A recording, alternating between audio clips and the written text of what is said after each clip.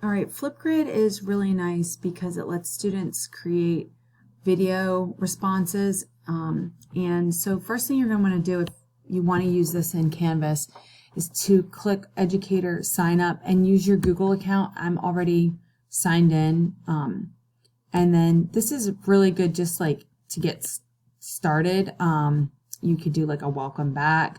I did a health one where I had one topic that I had the students do, and there was a bunch of videos posted for that particular project. So now you have your account. The next thing you need to do then is go into Canvas, and I already did this, so it'll probably show up, but you're going to go to Settings, and you're going to go to this Apps, and you're going to type in Flipgrid, and there it is. So you can see it says installed already because I already did it, but for you guys, you would click Add App. But before you do that, actually, you're going to need like a code. So you want to make sure you already have that Flipgrid account set up, and then you would go to admin.flipgrid.com, and you would get into your account, and you would hit to do an integration. And once you do that, I'll actually show you.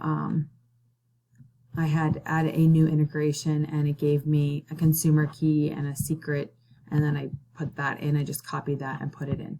So at that point, you will then be good to go, and you can get started.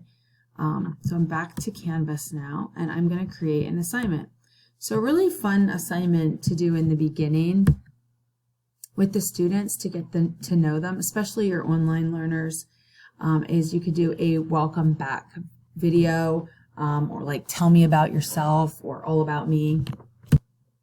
Okay, so I just did a welcome back Flipgrid assignment where I just asked them to record a short video introducing themselves, and then 3 things: their favorite hobby or sport, favorite movie or book, and favorite food. So you could do whatever you want. You can pose a question or multiple questions for them, and then what you would do is go into Find External Tool and find your Flipgrid there and select that.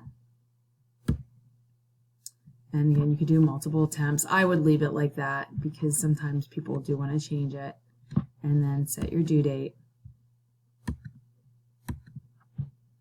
And then save and publish.